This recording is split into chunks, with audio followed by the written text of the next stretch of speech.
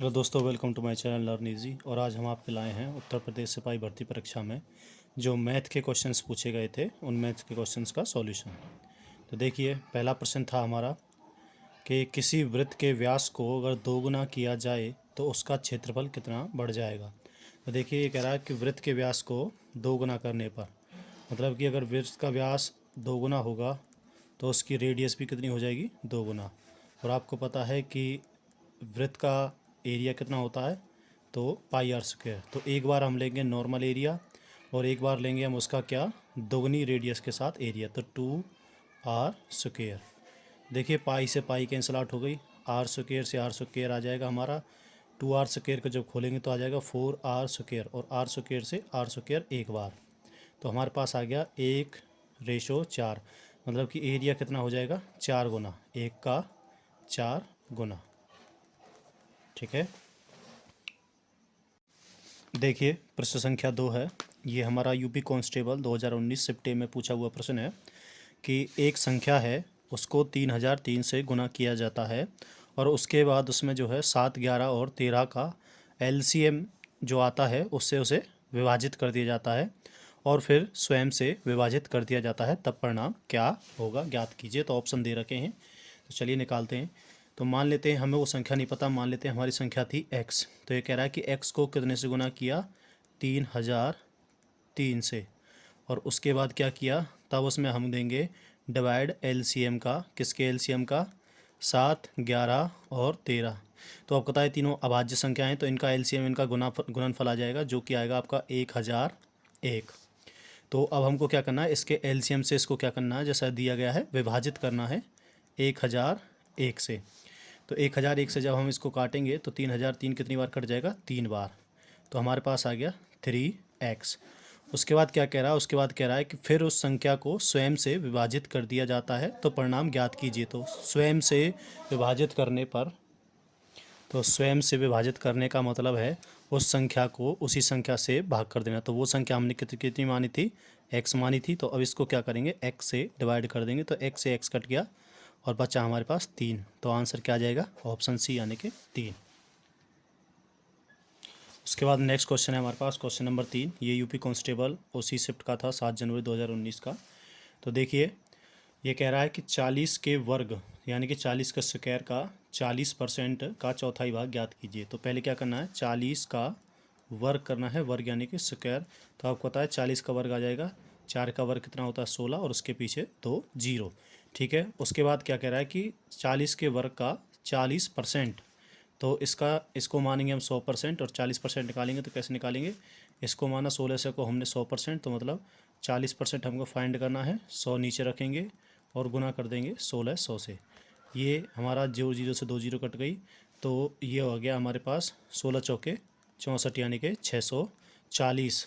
तो 640 यानी कि 1600 का 40% कितना आ गया, 640। अब क्या कह रहा है, अब वो कह रहा है कि 40% के चौथाई भाग, तो चौथाई मतलब कि इसमें किससे डिवाइड करेंगे, 4 से। चौथाई मतलब 1/4, तो 8 बार गया, यानी कि आपका सॉरी 8 बार नहीं गया, ये गया 12 बार, तो 12 और 1 जीरो, यानी कि 120%। ठीक है, 120%, यानी कि ऑप्शन ए इसका राइट आंसर आ जाएगा। देखिए, एक बार फिर से देख लेते हैं। उसने कहा 40 के वर्ग, यानी कि 40 का वर्ग किया हमने, कितना आया 1600, फिर उसके कितना 40%, तो 40% कितना आ जाएगा, 40 का अगर 1600 को हमने 100 माना तो 40 आ जाएगा, 40/100 गुना 1600। दो जीरो से 2 जीरो कट जाएंगे, 40 का गुना हमने 16 में किया तो 16 चौके 64 आता है, उसके पीछे हमने लगा दी 1 जीरो। अब उसका क्या करना था, जो 40% का चौथाई भाग, तो चौथाई माने कि 640 डिवाइड बाई 1/4। तो 4 से कट गया कितनी बार, हमारा 12 बार कट गया, 12 बार कट गया, बची जीरो, जीरो हमने आगे रख दी, तो इस प्रकार से हमारा आंसर 120 आ गया। अब की बार नेक्स्ट क्वेश्चन है हमारा कि कोई व्यक्ति है एक्स, उसने जो है 42,000 में एक स्कूटर ख़रीदता है और उसे जो है उसने 6,000 रुपये की मरम्मत पर खर्चा कर दिया, यानी कि 42,000 का स्कूटर और उसने उसमें क्या कर दिया, 6,000 और उसकी मरम्मत पे खर्च कर दिए, और तो वह उस स्कूटर को जो है कितने में बेच देता है, 54,000 में बेच देता है। तो उसका लाभ प्रतिशत क्या होगा। तो लाभ प्रतिशत पूछ रहा है। सबसे पहले कितने में स्कूटर ख़रीदा था, 42,000 में, अब ये 42,000 में ख़रीदा था, मरम्मत पे कितना खर्च किया, मरम्मत पे खर्च किया आपका 6,000। तो टोटल कितना हो गया उसका एक्सपेंडिचर, यानी टोटल खर्चा आ गया 42,000 गुना 6,000, सॉरी प्लस 6,000, तो आ जाएगा टोटल 48,000। तो 48,000 उसने खर्चा कर देता है और उसके बाद वो क्या करता है, उसे 54,000 में बेच देता है। तो आपको पता है हम प्रॉफिट निकालने के लिए क्या करेंगे, जो उसने क्रय मूल्य मतलब जो विक्रय मूल्य जितने में बेचा था माइनस क्रय मूल्य यानी कि जो उसने खर्चा किया है उसको। तो हमारे पास आ गया 6,000 उसने प्रॉफिट कमाया कितने पर, 48,000 पे। 48,000 की चीज़ पे 6,000 का प्रॉफिट, तो वो परसेंटेज में कितना आएगा, तो 6,000 आपको पता है जिसका परसेंटेज निकालना होता है उसको ऊपर रखते हैं, जितने में से निकालना होता है उसको रखते हैं नीचे। तो हम 6,000 का निकाल रहे हैं 48,000 में से और मल्टीप्लाई कर देंगे 100 से। देखिए 100 से मल्टीप्लाई किया हमने, इसको ये 2 बार कट गया, उससे 1 जीरो ये कट गई और ये कट गया हमारा 12 से 12 चौके 48 और ये कट गया 600, 12 पंजे 60, 12 पंजे 60 यानी कि 50 बार।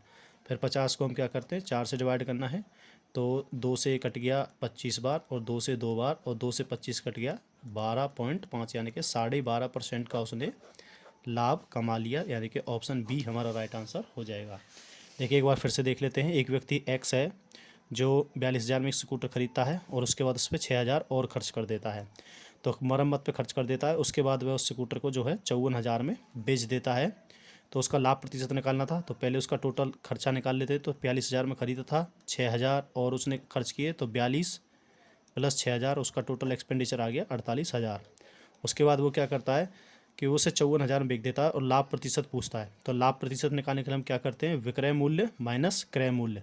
तो विक्रय मूल्य 54,000, क्रय मूल्य 48,000, तो 54 में से 48 गए तो हमारे पास आया 6,000। तो उसने 6,000 रुपये कमाए हैं कितने पर, 4800 पर, 48,000 पर, 48,000 रुपये थे उस पर 6,000 कमाए हैं। तो लाभ प्रतिशत निकालना था, तो प्रतिशत निकालना हमें 6,000 का किसके रेस्पेक्ट में, 48,000 के रेस्पेक्ट में। तो हमने क्या किया 6,000 को ऊपर रखा, जिसका निकालते हैं उसको ऊपर और जिसमें से निकालते हैं उसको नीचे। तो 48,000 को नीचे रखा, 0 से 0 काटा और 100 से मल्टीप्लाई कर दिया। तो काटने के बाद हमारे पास वैल्यू आती है 50/4।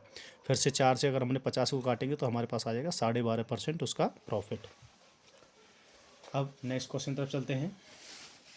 नेक्स्ट क्वेश्चन है हमारा कि 110 लागत वाली एक वस्तु को 104.5 में बेची गई, मतलब 110 की उसकी लागत थी और उसने 104.5 में उसे बेच दिया। तब उसे उस पर कितनी छूट की पेशकश की गई। तो छूट निकालते हैं इसमें। तो सबसे पहले हम देखते हैं लागत कितनी थी 110 और कितने में बेच देता है, माइनस 104.5 में अगर वो बेचता है तो 104.5। तो 110 में से 104.5 जाएंगे तो हमारे पास बच के आएगा 5.5, मतलब कि उसने कितनी छूट दी 5.5 रुपये की। अब हमें इसका प्रतिशत निकालना है। तो जैसे कि हमने पहले वाले क्वेश्चन में आपको बताया था, जिसकी प्रतिशत निकालनी होती है उसको रखते हैं हम ऊपर और जिसमें से निकालनी होती है उसको रखते हैं हम नीचे। तो किस में से निकालेंगे, 104 में से या 110 में से। तो हम निकालेंगे हमेशा क्रय मूल्य पर निकालते हैं।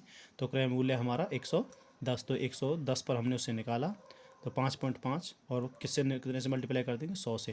देखिए यहाँ से पॉइंट हटाने के लिए हम नीचे जीरो बढ़ा लेते हैं और हमारे ये 2 जीरो से 2 जीरो कट गई, ऊपर 55 है और नीचे आ गया हमारा 11।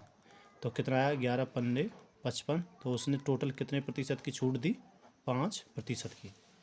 देखिए एक बार फिर से देख लेते हैं। 110 रुपये लागत वाली एक वस्तु थी जिससे कि वो 104.5 में बेच देता है, मतलब कि कुछ कम में बेच रहा है, इसका मतलब छूट दी है।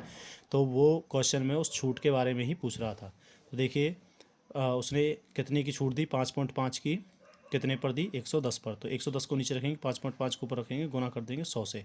तो देखिए पॉइंट हटाया इसमें से, नीचे जीरो बढ़ा दी।